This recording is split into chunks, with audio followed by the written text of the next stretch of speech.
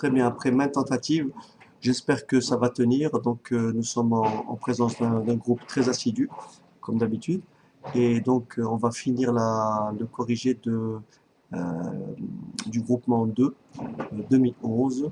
On avait déjà abordé la première partie. Et donc, aujourd'hui, on va donc corriger le problème numéro 2. Alors, le problème numéro 2, que dit-il? Donc, cette partie-là, on l'a corrigée entièrement la dernière fois. D'accord? Et donc, on arrive au problème numéro 2 que voici. On vous dit un polygone régulier est un polygone convexe inscrit dans un cercle et dont les côtés ont la même longueur. Et donc, on vous dit, on considère un hexagone ABCDEF. On considère un hexagone ABCDEF inscrit dans un cercle de centre O et de rayon R. Figure ci-dessous, ou figure ci-après. H est le pied de la hauteur issue de O, dans le triangle AOB. D'accord? Donc là, jusque-là, pas de problème. Et on me pose une première question. Montrer que l'aire de l'hexagone est tout simplement égal à 3 racines carrées de 3 sur 2 R au carré. Alors, voilà ce qu'on va dire. On va dire, est-ce que... Alors, c'est pareil, ça c'est... J'ai eu ce souci hier. Ok.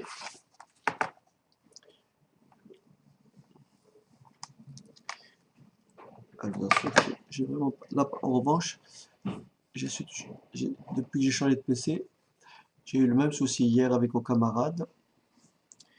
Alors, je vais quand même arrêter, poser là.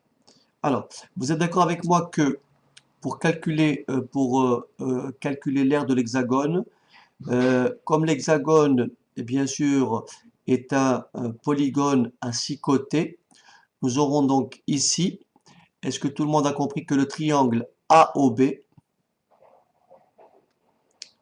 est-ce que tout le monde voit que le triangle AOB est un triangle équilatéral?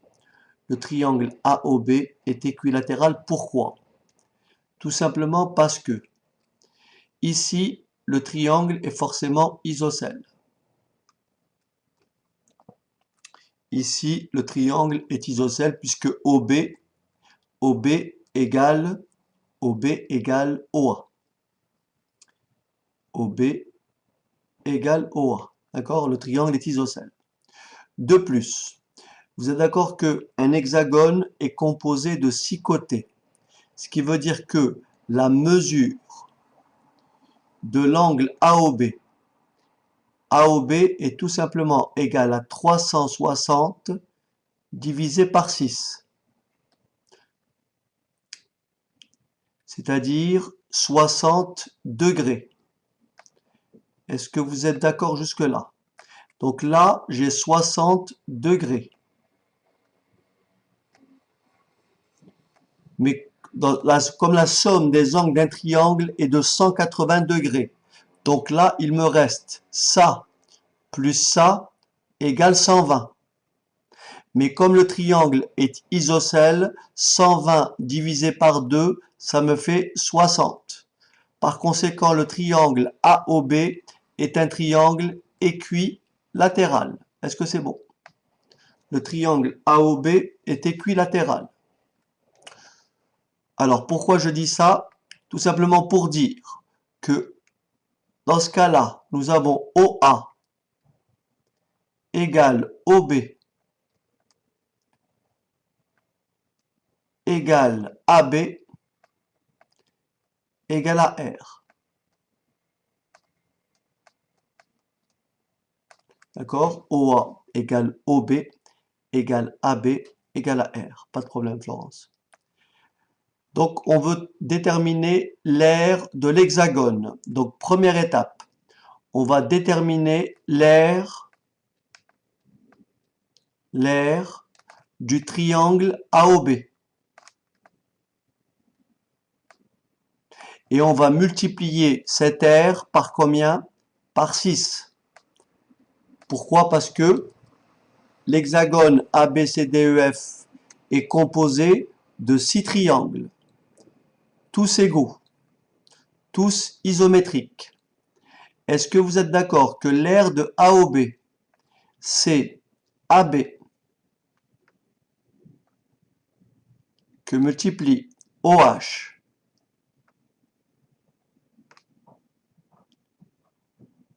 divisé par 2.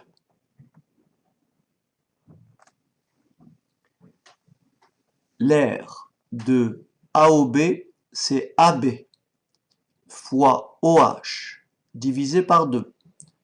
Vous m'arrêtez s'il y a un problème. M'arrêtez s'il y a un souci. Est-ce que tout le monde me suit? Ok, très bien. Par conséquent, ok, nous avons donc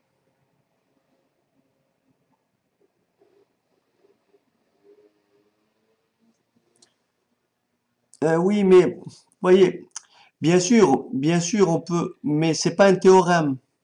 Il vaut mieux quand même très rapidement rappeler que AB est égal à R. Ça fait mieux. D'accord, ça fait mieux. On est d'accord. Alors, est-ce que vous êtes d'accord que on va considérer le triangle, ou plutôt appliquons le théorème de Pythagore. euh, euh, Est-ce que vous êtes d'accord que je ne vais pas écrire, hein, je dis oralement ce qui doit figurer sur la copie. On est d'accord? Hein, je dis oralement ce qui doit figurer sur la copie. D'accord? Donc j'écris pas parce que j'ai vraiment un petit souci de souris. Alors je répète, appliquons le théorème de Pythagore au triangle rectangle OHB. On a OB carré est tout simplement égal à OH carré plus HB carré.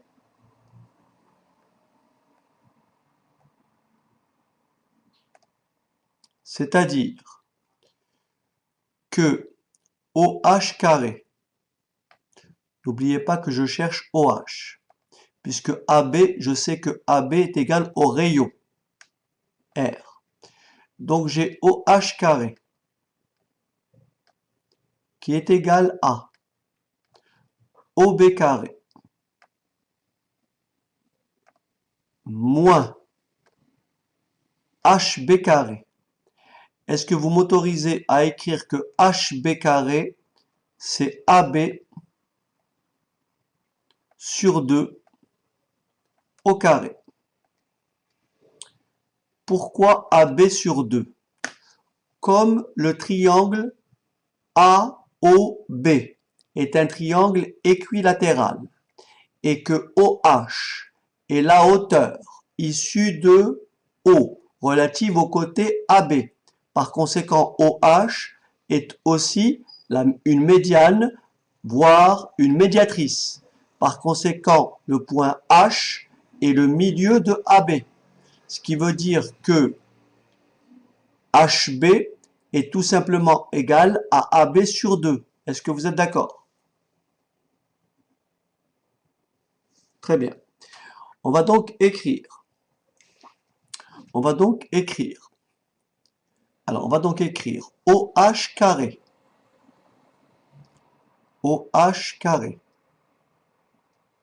égale OB carré, R au carré, moins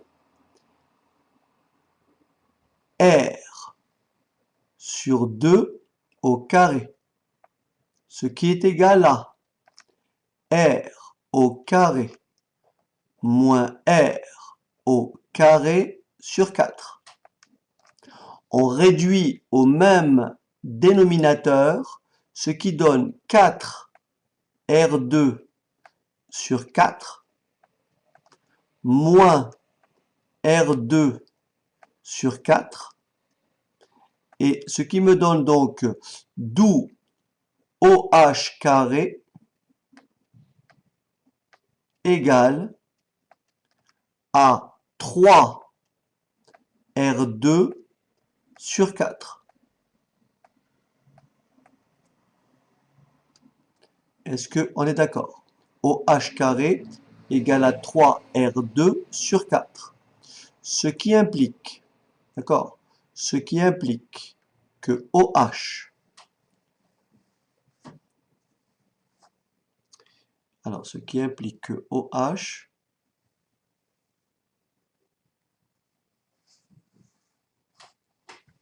chaque fois que, faut que j'aille chercher le crayon.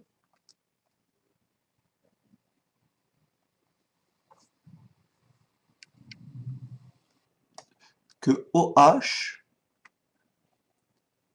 est tout simplement égal à la racine carrée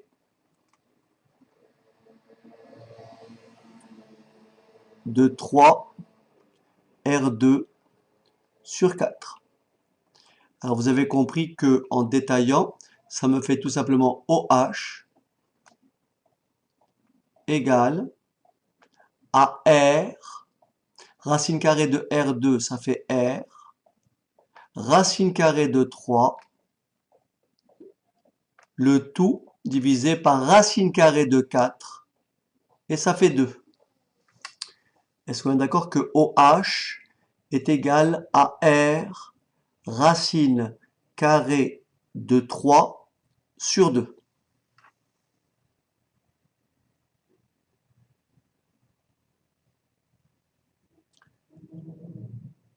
N'hésitez pas si vous avez un souci. Ok. Très bien. Donc, maintenant, je vais pouvoir calculer l'aire de A au B. Puisque AB est égal à H, à R, OH est égal à R racine carrée de 3 sur 2. Je vais donc appliquer la formule et écrire R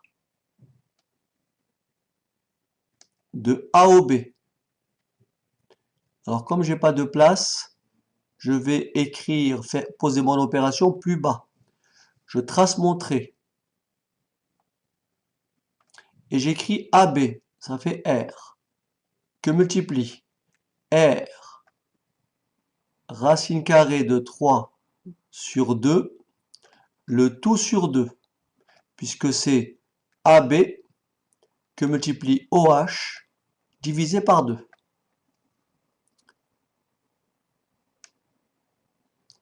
Alors, voilà. Oui, mais comme AB, bien sûr. Oui, mais bien sûr, mais moi, personnellement, je ne vais pas dire que le triangle AOB est un triangle équilatéral, donc la hauteur OH est égale à AB racine carrée de 3 sur 2. D'accord? Attention, attention, c'est racine carrée de 3. La parenthèse, Florence, elle est juste après le 3. Vous avez écrit racine carrée de 3 sur 2. Racine carrée de 3. Et après, il y a la parenthèse qui vient juste après le 3. Ok. Alors, ça me donne donc R au carré, racine carrée de 3 sur 4. Donc ça, c'est l'aire du triangle AOB. Ça, c'est l'aire du triangle AOB. On en déduit. Ah, j'ai vraiment beaucoup de mal, je sais pas comment faire ça. On en déduit. Oui, Caro, ici, Caro, vous avez un 2. Et là, il y en a un autre. Donc ça fait le haut multiplié par l'inverse du bas. Donc ici, ce 2-là, vous allez multiplier par l'inverse et ça vous donnera 1/2. Et donc ça vous fait 2 fois 2, ça fait 4. Vous avez compris? D'accord? Vous allez multiplier, diviser un nombre par... D'accord? Diviser un nombre par 2 revient à le multiplier par l'inverse. Ce qui veut dire que quand vous multipliez par 1/2, ça vous fera bien sûr 1/2 fois 2, ça fait bien sûr 4 au dénominateur. Alors, est-ce que vous êtes d'accord que l'aire de l'hexagone, hexagone A, B, C, D, E, F est égal à 6 fois l'aire du triangle AOB. Est-ce qu'on est d'accord avec ça? C'est-à-dire 6 fois ce que je viens de trouver, r au carré, racine carrée de 3 sur 4, en simplifiant par 2, ça me donne 3 racine carrée de 3 sur 2, r au carré. Et bien sûr, c'est ce qu'il fallait trouver. Ok, voilà pour la question 1. Est-ce que c'est bon?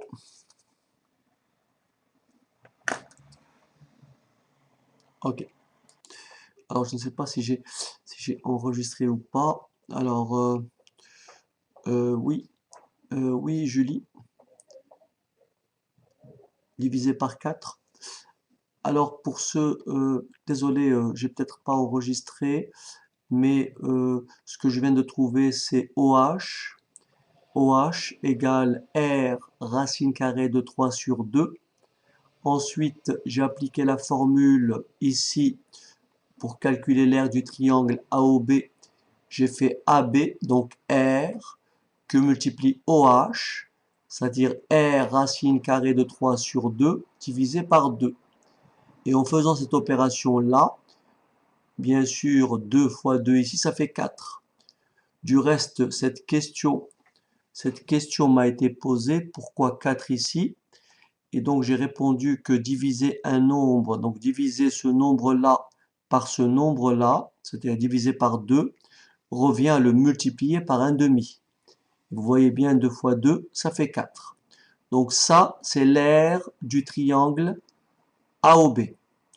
Mais on sait que l'aire de l'hexagone ABCDEF est tout simplement égal à 6 fois l'aire du triangle AOB.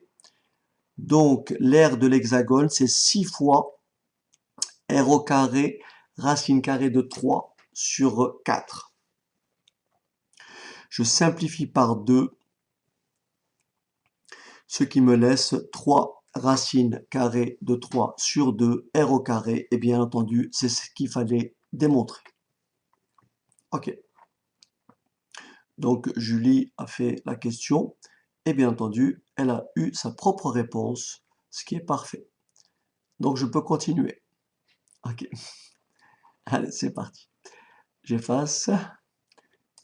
Et c'est parti. Alors. Ah oui, Julie ne plaisante pas. Partie B. Partie B. Alors, dans cette partie, on pourra utiliser le résultat de la partie A. On considère un écrou hexagonal en l'étau référencé M10. Cette référence signifie que le diamètre de la base du cylindre central est de 10 mm. La hauteur de l'écrou est égale à 8 mm. Et la distance entre deux sommets diamétralement opposés de l'hexagone est égale à 18 mm. Nous avons ici une représentation, bien sûr, qui n'est pas à l'échelle.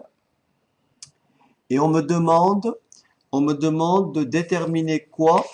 On me demande de déterminer d'abord le volume, n'est-ce pas? C'est ça? Déterminer déterminer le volume exact de l'écrou et en donner l'arrondi au millimètre cube. Au millimètre cube. Sachant que la masse volumique du laiton est de 8400 kg par mètre cube, calculer la masse de l'écrou. Très bien. Est-ce qu'on est d'accord que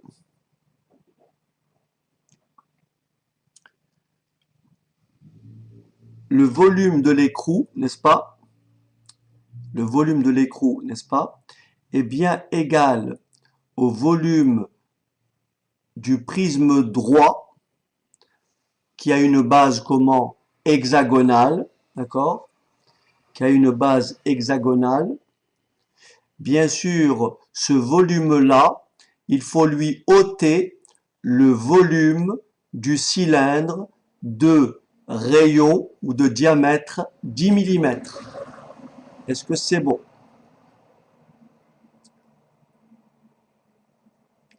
Très bien.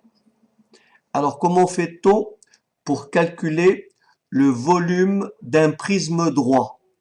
Est-ce que vous êtes d'accord que le volume d'un prisme droit, c'est l'aire de base, c'est-à-dire donc l'aire de l'hexagone, n'est-ce pas?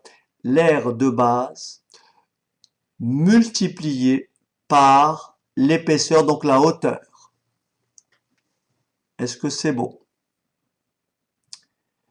Vous êtes d'accord ici? Si je reviens à ma figure précédente. Lorsque vous avez un hexagone, il vous a pas échappé que alors je me répète parce que j'ai un problème de souris. Allez, je vais le faire comme ça. Est-ce que vous avez remarqué que là, si je joins ces deux côtés, tout le monde a compris que B, O, E, c'est bien, ce sont des points alignés. Et BE est le diamètre du cercle, circonscrit à l'hexagone. Est-ce que c'est clair? Est-ce que vous voyez pourquoi? Est-ce que vous êtes d'accord avec moi que là, j'ai bien sûr, regardez bien, j'ai bien sûr, je fais la somme des angles. Est-ce que vous êtes d'accord que l'angle BOE, n'est-ce pas? L'angle BOE est égal à l'angle BOA plus AOF plus FOE. Mais on sait que BOA, AOF, FOE sont des angles de même mesure. Ils font chacun 60 degrés. Est-ce que vous êtes d'accord donc que l'angle BOE est un angle de mesure 3 fois 60, soit 180 degrés. Autrement dit, un angle plat. Donc les points B, O et E sont bien alignés. Ça veut dire que le point B est diamétralement opposé au point E. Est-ce que c'est bon? Pourquoi c'est important? Parce que dans la consigne,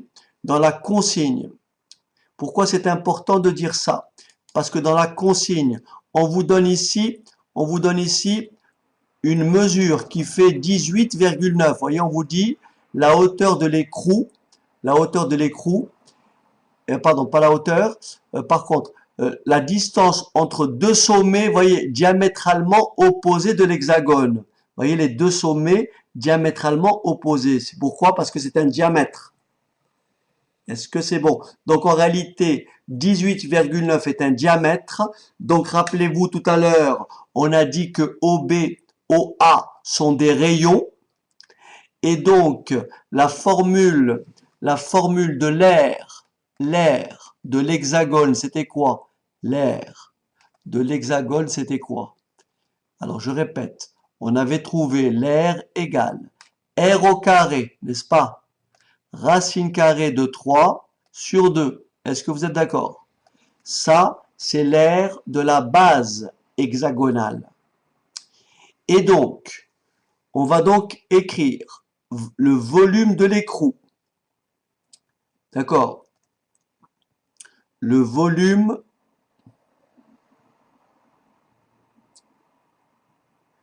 de l'écrou. Alors, volume de l'écrou.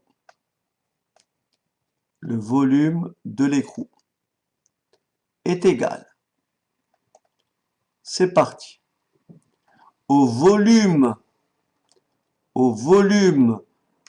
de l'hexagone, c'est-à-dire, est-ce que vous êtes d'accord que R est égal à 18,9 divisé par 2, c'est-à-dire à 9,45.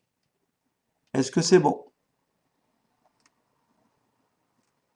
Donc, ça me fait 9,45 au carré. D'accord? 9,45 au carré, racine carrée de 3, divisé par 2, moins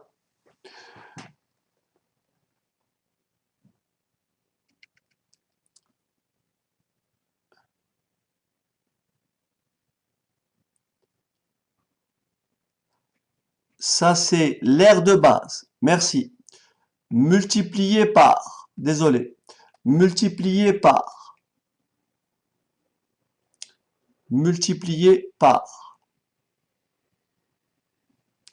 alors,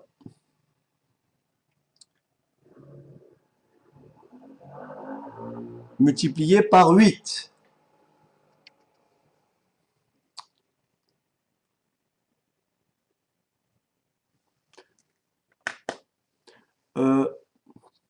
J'ai oublié quelque chose. J'ai oublié quelque chose. Alors, est-ce que... Alors, je regarde. Ah oui, j'ai oublié le 3. Merci. J'ai oublié. Non, j'ai pas oublié le 3. Ah oui, c'est 3. J'ai oublié ici le 3. Ça voulait dire... Merci. C'est ça?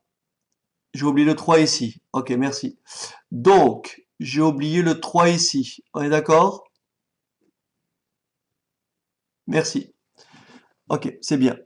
Donc, ça fait 9,45 multiplié par 3, multiplié par 9,45 au carré, multiplié par 3, multiplié par racine carrée de 3 sur 2, fois 8. Ça, c'est le volume du prisme ou de l'écrou. De l'écrou. Pas de l'écrou. Non, du prisme droit, de base hexagonale. Moins le volume du cylindre. On vous dit que le cylindre a un diamètre de 10 mm. Vous savez que l'air d'un cylindre, c'est pi que multiplie le rayon au carré et bien entendu multiplié par 8 pour trouver le volume. J'aurais pu directement dire que le volume de l'écrou, c'est l'air de base. C'est l'air de base. J'aurais pu dire l'air de base.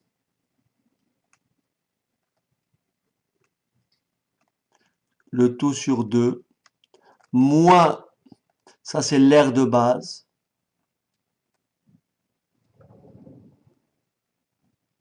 le tout multiplié par la hauteur 8. C'est la même chose. On peut faire volume moins volume ou bien R de base fois la hauteur. Est-ce que vous êtes d'accord?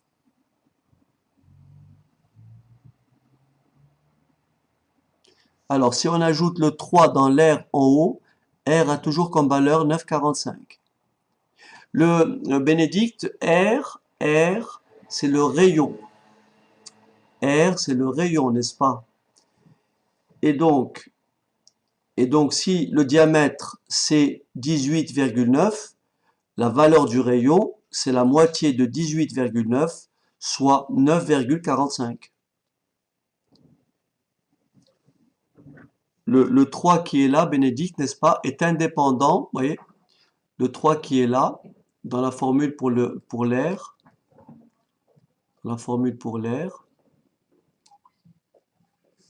alors j'écris pas parce que, c'est bon, ok, j'écris pas parce que ma souris a des soucis. Donc après, on prend sa calculatrice, et combien ça fait arrondi au millimètre cube, si vous tapez tout ça? Est-ce que quelqu'un a fait l'opération au millimètre cube? Vous tapez tout ça. Alors donc ça fait, si on a bien compris, ça fait 1228 millimètres cubes. Résultat, donc égal 1228 millimètres cubes.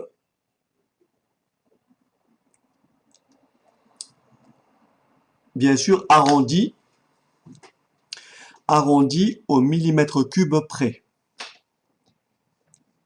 Est-ce que c'est bon? Ensuite, on me demande la masse. On me demande ensuite la masse de l'écrou. D'accord? Donc on a trouvé un volume de 1228. Est-ce que je peux effacer? Ok, merci. Alors, on va continuer. Alors, on veut dire déterminer le volume exact de l'écrou et en donner l'arrondi au millimètre cube près. Ça, je viens de le faire. Sachant que la masse volumique du laiton est de 8400 kg par mètre cube, calculez la masse de l'écrou arrondi au gramme. Arrondi au gramme. Alors, voilà ce qu'on va faire. Alors, on va faire ceci. On va donc calculer la masse en grammes. Est-ce que vous êtes d'accord que on peut exprimer la masse volumique, on peut convertir la masse volumique en quoi? On va la convertir en grammes par mètre cube. Est-ce que vous êtes d'accord? Par millimètre cube, pardon. Est-ce que vous êtes d'accord que 8400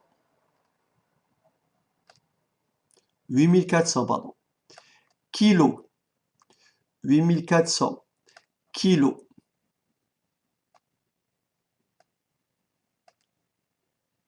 sur des mètres cubes,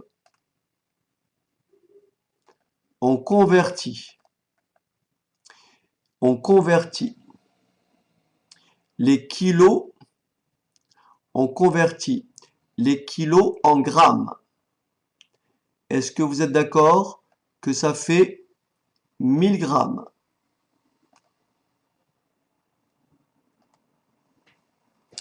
Ça fait, donc on écrit, hein, 8400 kilos, 8400 kilos, 8400 kilos. Alors attendez, voilà. On a appris à convertir la dernière fois, donc on va écrire 8400. J'écris en dessous parce que j'ai pas de place. 8400. On va convertir les kilos en grammes. Donc ça fait 1000 grammes. Donc là, je vais avoir comme unité des grammes. Est-ce que c'est bon? Au numérateur. Et au dénominateur. Est-ce que vous êtes d'accord avec moi que 1 mètre est égal à 1000 millimètres. 1 mètre est égal à 1000 millimètres. Est-ce que vous êtes d'accord que 1 mètre cube est égal à 1000 au cube millimètre cube? J'ai remplacé le mètre par des millimètres. Cube, cube. Est-ce que vous me suivez jusque-là?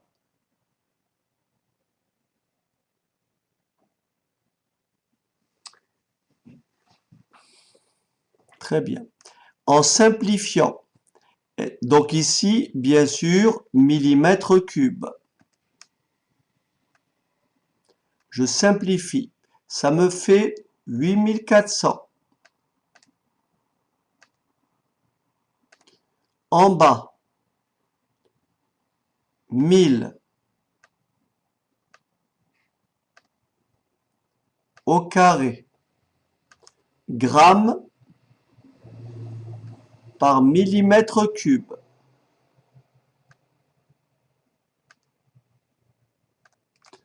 Est-ce que ça va jusque-là?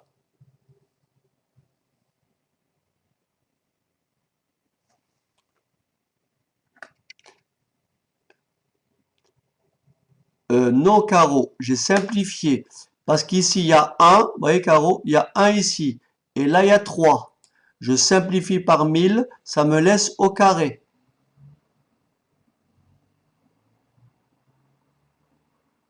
D'accord. Alors, attention. Je le fais par étapes.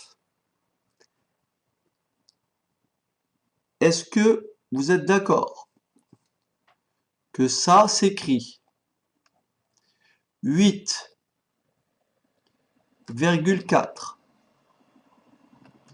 sur 1000. On peut le faire d'un coup, hein. Grammes par millimètre cube.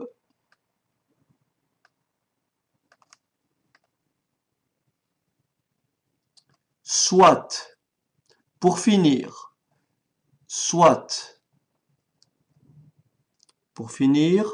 0.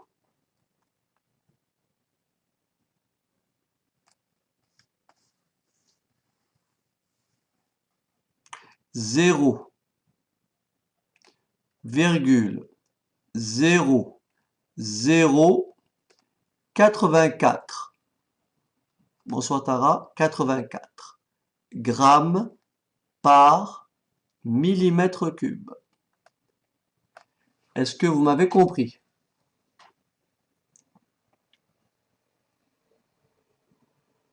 Bien sûr, on aurait pu aller plus vite.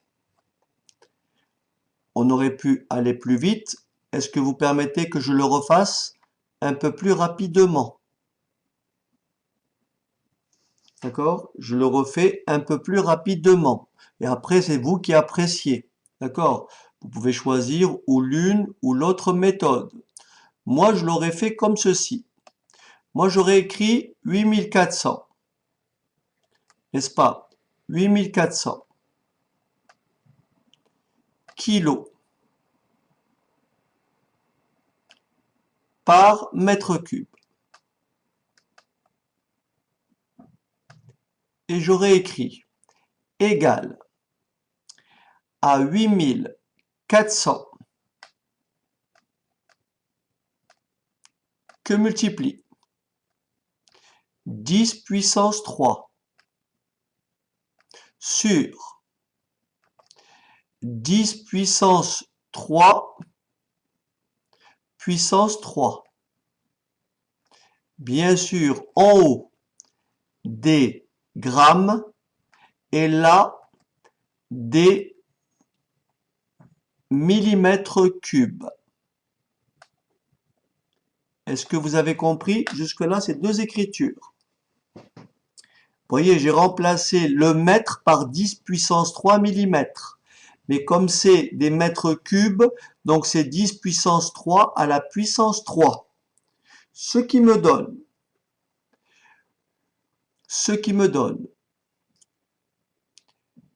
1, 2, 3, on va dire 3, 8,4 que multiplie 10 puissance 6.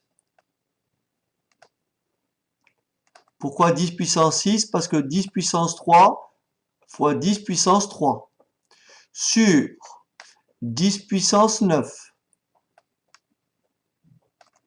grammes par mètre cube, par millimètre cube, pardon, égale 8,4 sur 10 puissance 3 grammes par millimètre cube. Et après, vous avez compris le résultat, soit 0,0084 grammes par millimètre cube. Voilà. Alors c'est vous qui, il y a plusieurs, chacun fait comme il veut. Voilà, le tout c'est de bien présenter votre conversion. Est-ce que c'est clair?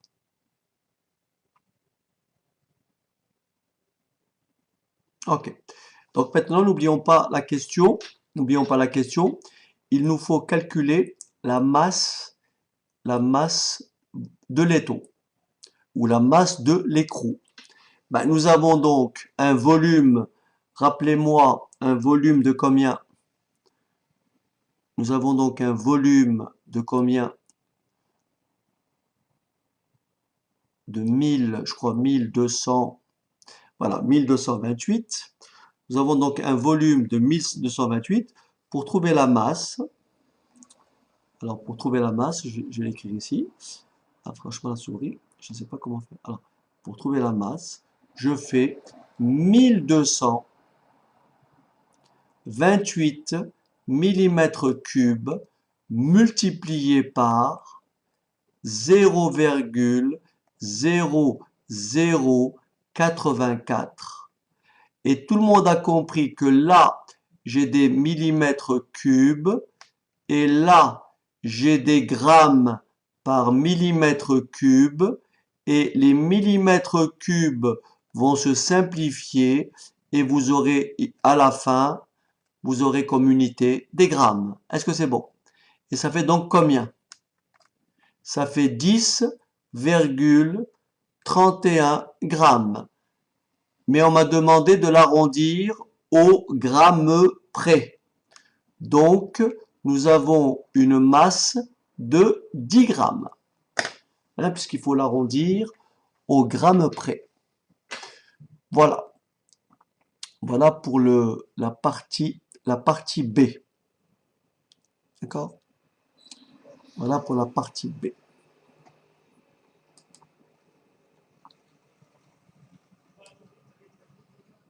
D'accord? Ok. Pas de problème, pas de souci. Au fait, j'espère que le son quand même est meilleur que la dernière fois. J'espère. J'espère que vous m'entendez mieux. Ok. Voilà, ok. Donc, parfait. Non, non, c'est vraiment un truc, dernière partie donc du problème. On vous dit RSTUV est un pentagone régulier inscrit dans un cercle de centre O et de rayon R.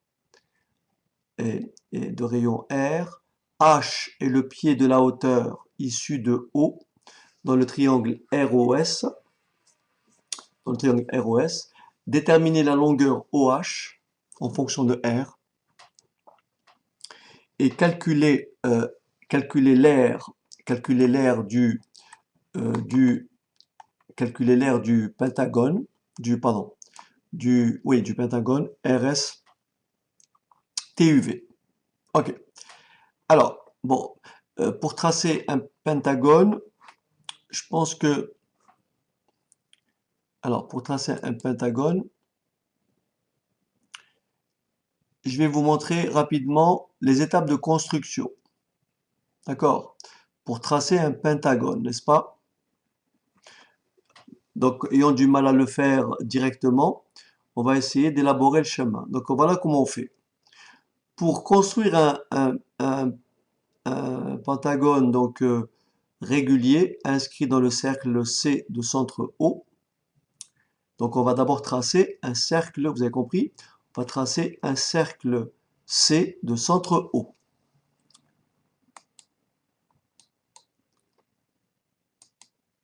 Ensuite, on va tracer, d'accord?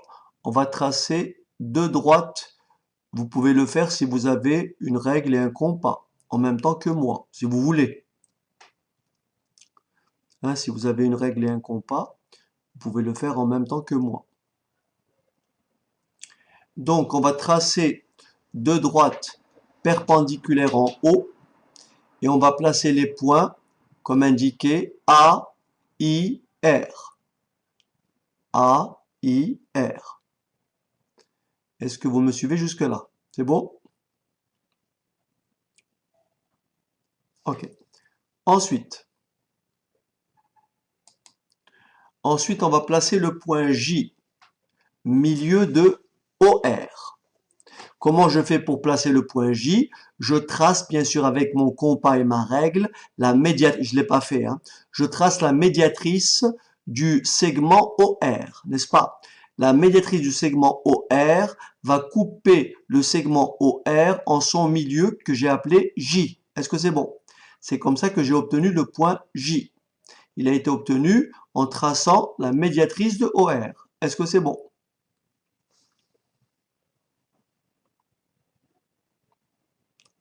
Ok. Étape suivante, on trace le cercle C' de centre J et de rayon JR. On trace le cercle C' de centre J et de rayon JR. N'oubliez pas, on essaie de tracer un pentagone, n'est-ce pas? Ensuite, on trace la droite D qui passe par le point I et le point J. Autrement dit, on trace la droite IJ. On trace la droite IJ.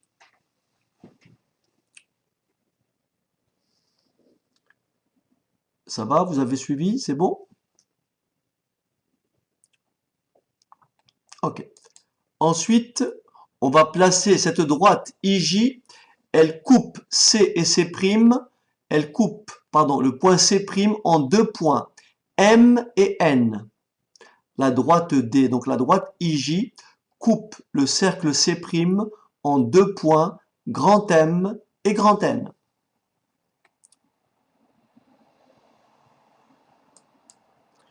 Ensuite, on va tracer donc un cercle de centre I, d'accord? Un cercle de centre I où on va tracer l'arc de cercle de centre I contenant le point M. Il coupe le cercle C en un point B et E.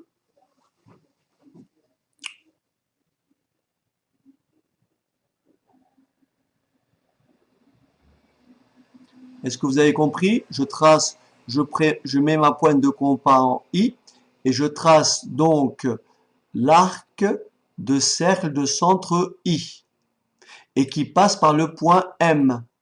Est-ce que c'est bon? Et il va couper le cercle C en deux points, au point B et au point E.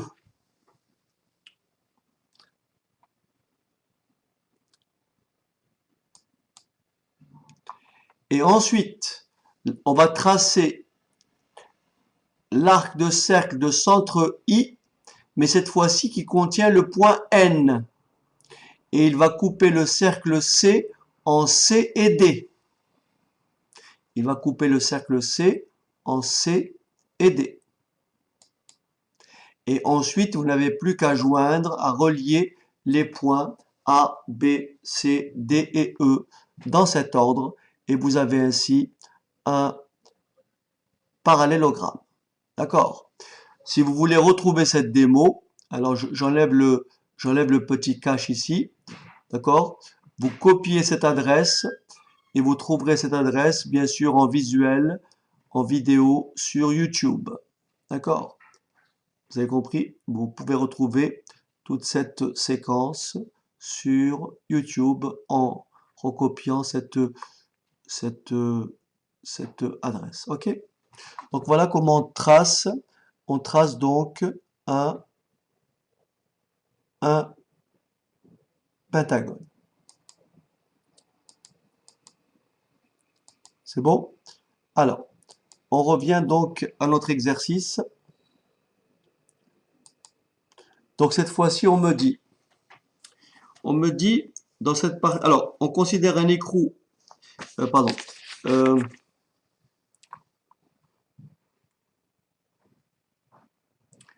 alors, pas revenir, oh, désolé, j'ai encore failli, j'ai coupé tout ça à cause de, alors, désolé, je reprends pour ceux qui écoutent en différé, hein, je reprends. Donc ici, euh, désolé pour la répétition, alors, ici on me demande de calculer OH. Alors j'expliquais que pour calculer OH, il faut considérer bien sûr l'angle HOR. Le côté OH, on dit que le côté OH est adjacent. Le côté OH est adjacent à l'angle ROH. Par conséquent, pour calculer OH, il faut utiliser la formule, ou plutôt passer par le cosinus. On sait que le cosinus de ROH, c'est-à-dire le cosinus de 36, est tout simplement égal au côté adjacent OH divisé par l'hypoténuse OR. Je répète, le cosinus de 36 égale côté adjacent OH divisé par l'hypoténuse OR. Par conséquent, le côté OH est tout simplement égal à OR multiplié par cosinus de 36. Mais on sait que OR est égal à petit r, ce qui veut dire que OH est égal à petit r cosinus de 36. La deuxième question, il faut calculer l'aire du pentagone, RSTUV. On va adopter le même principe que précédemment. Je vais d'abord calculer l'aire du triangle ROS et je vais multiplier l'aire du triangle ROS par 5. Je vais multiplier l'aire du triangle ROS par 5, puisque dans un pentagone, il y a bien sûr 5 côtés.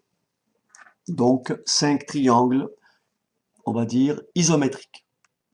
Donc R de ROS. ROS égale base RS.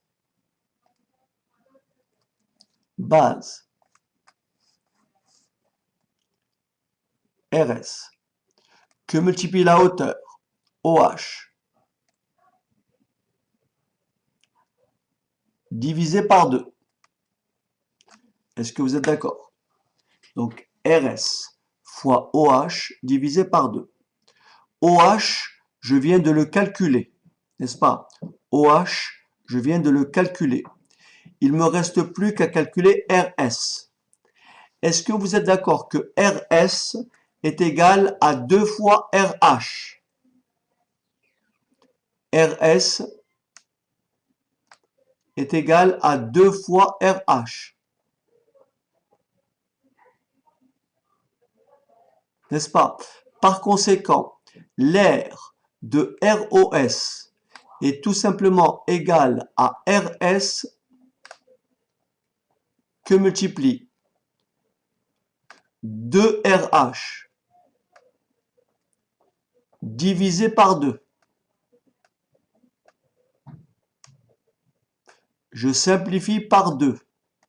Ça me laisse l'air de ROS est égal à RS que multiplie RH.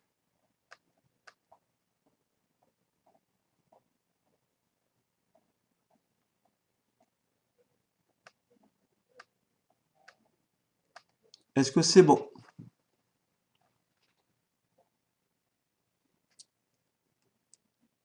J'ai fait une petite bêtise, mais j'ai fait une petite bêtise, je suis désolé. C'est RS qui est égal à 2 RH. Donc ici, vous avez compris. Là, j'ai bien sûr OH. Merci. Donc là, j'ai bien sûr OH. OK. C'est bon. Donc résultat ici, bien sûr, j'ai OH. Donc OH que multiplie RH. Est-ce que ça va? OH fois RH. OH, je l'ai calculé précédemment. Je peux déduire RH de la même façon. Donc RH, d'accord, RH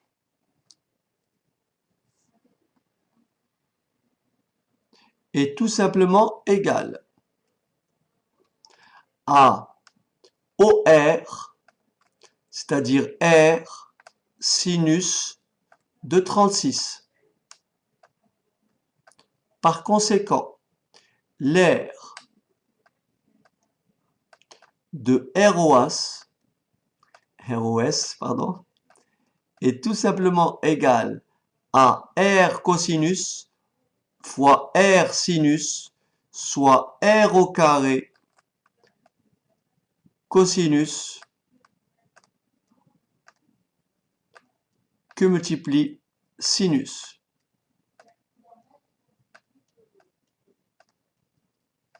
Est-ce que c'est beau? R au carré, ça c'est l'aire du triangle ROS. On en déduit que l'aire du pentagone, RSTUV,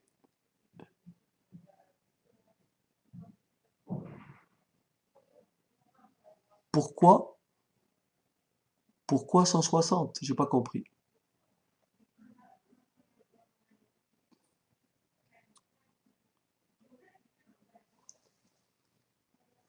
Parce que j'ai fait une erreur. C'est parce que j'ai fait une erreur, c'est tout. C'est sinus 36. Ok, désolé. Donc ça c'est faux.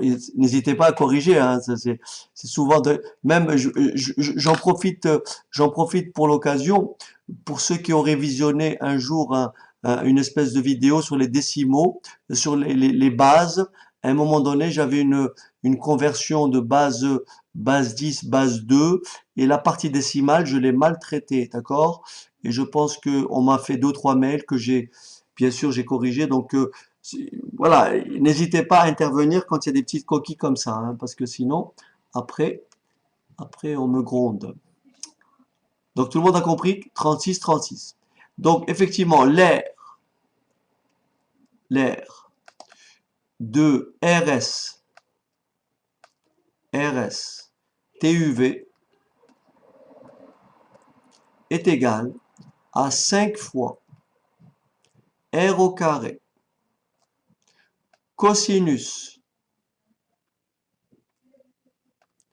carré de 36 vous voyez, cosinus carré de 36, vous voyez, ça c'est des petites coquilles qui n'existent pas, que multiplie sinus de 36.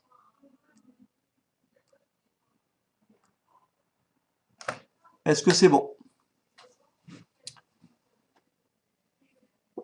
Voilà, on est venu à bout de se corriger. Donc pour la prochaine fois, on va finir Ok Aurélie, j'ai compris. Il faut la reprendre tranquillement, Aurélie, d'accord? Parce qu'elle n'est pas compliquée. Qu'est-ce qui vous pose problème, Aurélie? Ce qu'il faut bien comprendre. Regardez Aurélie, si vous avez 2 secondes, si vous avez 2 secondes, d'accord? Alors, regardez bien. Ce qu'il faut savoir, c'est ceci. Voilà, comme ça, vous embêtez jamais. Vous avez un triangle qui est rectangle. Ok. Vous avez un triangle qui est rectangle. Ok. Il y a deux possibilités, n'est-ce pas, Aurélie? Il y a deux possibilités. Il y a deux possibilités. Soit on vous donne la mesure de deux côtés, et donc vous pouvez calculer le troisième à l'aide de Pythagore, n'est-ce pas? Je répète. Soit vous avez la mesure de deux côtés et vous calculez le troisième à l'aide de Pythagore. D'accord? Non, pas au trigo. Non, non. Si on a deux côtés, c'est Pythagore, n'est-ce pas, Tara? Si on a deux côtés, c'est Pythagore. D'accord? Si on a deux côtés, c'est Pythagore. Mais si on a la mesure d'un côté, et c'est tout, si on a la mesure d'un côté, il faut qu'on ait forcément un angle. Si on a la mesure d'un côté, et bien sûr un angle, autre que l'angle droit, bien entendu, hein. Si on a la mesure d'un côté et un angle, on peut utiliser la trigo. Donc ici, par exemple, admettons que on me dise, ça c'est le triangle A, on me dit ça c'est le triangle ABC. D'accord? On me dit ça c'est ABC. A, B. Là, j'écris avec ma souris, ma vraie souris, parce que ma tablette graphique, gros souci. Alors, là, on me dit, par exemple, on va dire AB ou AC égale 10 cm, n'est-ce pas? N'est-ce pas, Aurélie? 10 cm. Alors, si on me dit que BC égale, je sais pas moi, 17 cm, je peux calculer AB en appliquant Pythagore. Si on me dit AB égale 6 cm, je peux calculer BC en appliquant Pythagore. Mais si on me donne cet angle-là, on me dit que l'angle C est égal à 35 degrés ou à 36 degrés, alors je peux calculer soit ce côté, soit ce côté. C'est comme je veux. Alors, si on me donne cet angle de 36 degrés, je peux dire, si je veux calculer BC, n'est-ce pas Aurélie? Si je veux calculer BC, ce côté-là, il est adjacent à l'angle. Vous savez que le cosinus d'un angle, le cosinus de C, donc le cosinus de 36, est égal au côté adjacent à l'angle AC divisé par l'hypoténuse BC. Et là, vous avez compris, on vous donne AC et vous tirez BC. Donc vous dites BC est égal à AC divisé par le cosinus de 36. N'est-ce pas Aurélie? D'accord? Voilà par exemple. Ok. Si maintenant on vous demande AB, vous dites que le côté AB est bien sûr l'angle opposé. Admettons que je n'ai pas calculé ça, Aurélie. D'accord? Je n'ai pas calculé ça. Et on me demande AB. D'accord? On me demande AB. Je dis comment je fais pour trouver AB? Eh bien, je sais que la tangente d'un angle, c'est quoi? C'est le côté opposé, n'est-ce pas Aurélie? C'est le côté opposé, c'est-à-dire AB, que je connais pas. Non, non, Tara, non, non, non. C'est le côté opposé divisé par l'hypoténuse. Pardon, divisé par le côté, pardon, adjacent. Divisé par le côté adjacent. Je répète. La tangente de 36, la tangente de C, n'est-ce pas Aurélie? C'est le côté opposé que je connais pas, divisé par AC que je connais. Et donc je déduis que AB, vous voyez, AB est tout simplement égal à 10 à AC que multiplie la tangente de 36. Est-ce que c'est bon? Donc, en résumé, ce qu'il faut savoir, c'est que le cosinus d'un angle, le cosinus d'un angle, le cosinus d'un angle, il faut pas, Aurélie, le cosinus d'un angle, le cosinus de B, le cosinus de B, c'est le côté adjacent.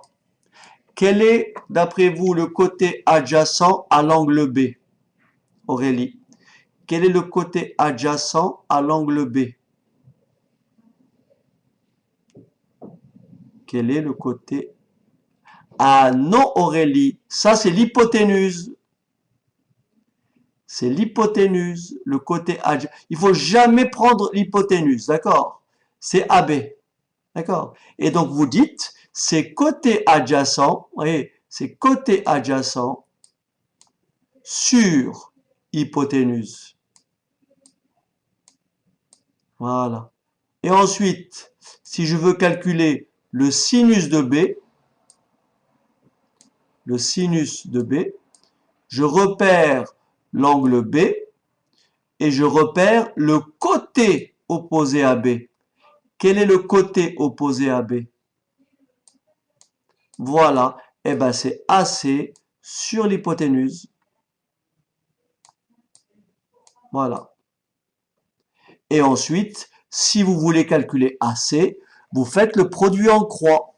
Et donc, vous allez écrire que AC est égal à BC que multiplie le sinus de B.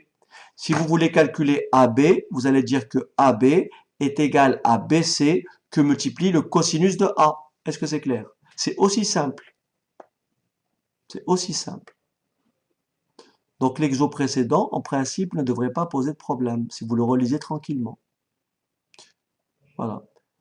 Parce qu'en trigo, ce qu'on va vous demander, c'est des choses très simples. C'est vraiment que ces formules-là. Voilà. Voilà, pas de souci. Ben écoutez, finalement, on a réussi, hein. Finalement, on a réussi. C'est vrai que c'était un petit peu... Bah ouais, écoutez, je commençais à m'inquiéter. Moi, je me dis, c'est pas possible. On va se dire, c'est vrai. Donc, voilà. Alors, qu'est-ce qui s'est passé encore? Oui, donc, voilà, donc, une séance d'achevée. Donc, prochain corrigé, comme on l'a dit, prochain corrigé, ça sera donc, bah, je l'ai mis en ligne, hein. C'est le groupement 1 2011, hein, groupement 1 2011. Et je vous dis, je préfère vous le dire tout de suite, je vous le dis tout de suite. Donc, si jamais il y a un problème de connexion, si jamais il y a un problème de connexion, ben on va pas paniquer, on va prendre le temps de, voilà, voilà, il faut espérer que ça se reproduise quasiment pas.